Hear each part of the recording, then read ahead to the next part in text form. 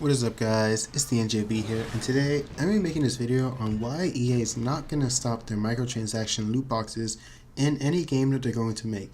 Even though Star Wars Battlefront 2 had a horrible launch with it, and even though some people still enjoy the game, it's no secret that the progression system being linked to microtransactions is a huge mistake on EA's part, and it's just not something that any player wants to see in the games. But I'm going to explain to you guys why EA still will include microtransactions in their games, and they're never going to stop, even though they've been in a ton of controversies, and even though the previous controversies are enough to kind of like let you know that EA really doesn't learn from anything. I'm going to kind of explain why they still won't stop the microtransactions. So without any further ado, let's get right into it. So I know that with all the controversies EA's been in, lots of people would think that they would learn from it, but they never do. They keep looking for money, they keep looking for ways to exploit gamers and put predatory loot boxes in the games, and the reason for that is actually pretty simple. And the reason for it is that while people are saying that this is wrong and bad in games, which it is, don't get me wrong, I hate it, they still have a whole different side of their video games that are constantly using these microtransactions, and they're so successful, YouTubers make videos on it, and no one really seems to hate it. I mean, if people hate it, they're usually joking around, but they keep putting money towards it all the time. And can you guys guess which games they are that YouTubers keep making videos on? People keep spending money on these basically loot boxes in these games. It's sports games. Think about all of the sports games EA has. I'm pretty sure most of them already have like some kind of loot boxes in them. I mean, I used to play FIFA, and I kind of stopped playing it kind of because of this reason. I mean, I kind of got tired of just knowing that I would never be able to use like Ronaldo or Messi. Like, I'd never actually be able to own the card itself just in the game and use it in Ultimate Team. And that kind of like frustrated me.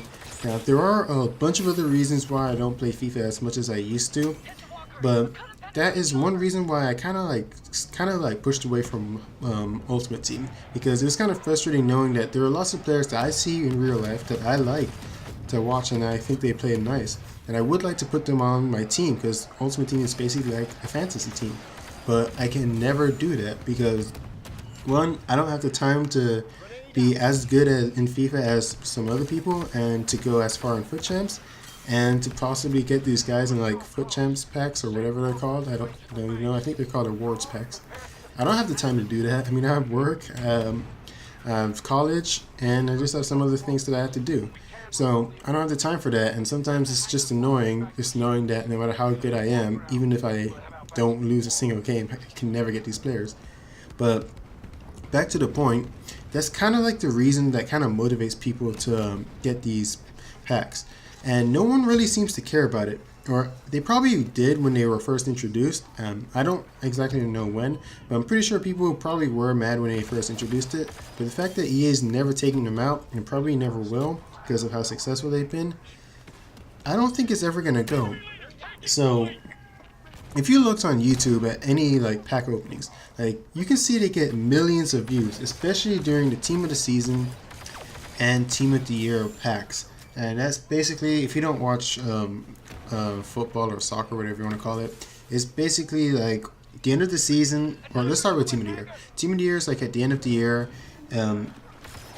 There's basically FIFA picks some of the best players best players in Europe basically, and they put them on one Team of the Year. So they say best goalkeeper, best defenders, best midfielders, blah blah blah, just best players.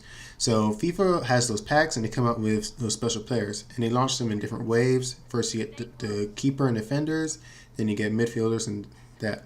So basically, lots of people, and I used to be part of these people, we used to spend a lot of money trying to get these players, and I never got any of them. I did it like for multiple years, I think like 3 years of FIFA, never got any players, and it's kind of like frustrated. So just after that, I just started to get kind of frustrated.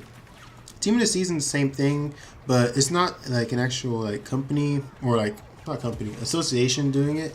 It's the actual like EA doing it in the game. So I guess FIFA, the game.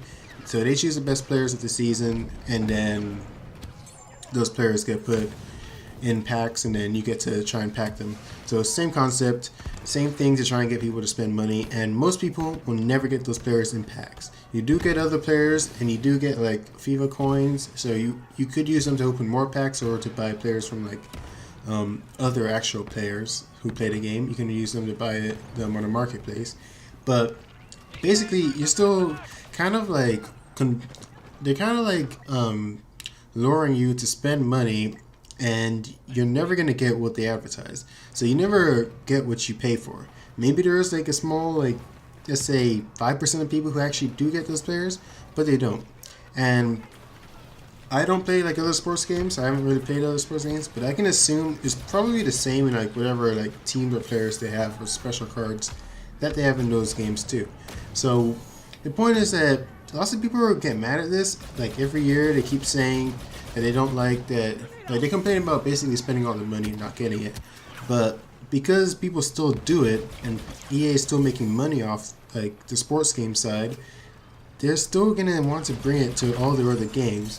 So they messed up with Star Wars Battlefront 2 because it didn't work. Star Wars fans, I think that's like a big reason, because it's actually like Star Wars fans, and Star Wars fans want to play the game so they can experience Star Wars. And when you have these microtransactions stopping you from doing that, then you get frustrated. So it's not like it's not like Battlefront has its own fan base. I'm talking about EA's Battlefront. It's not like it has its own large fan base.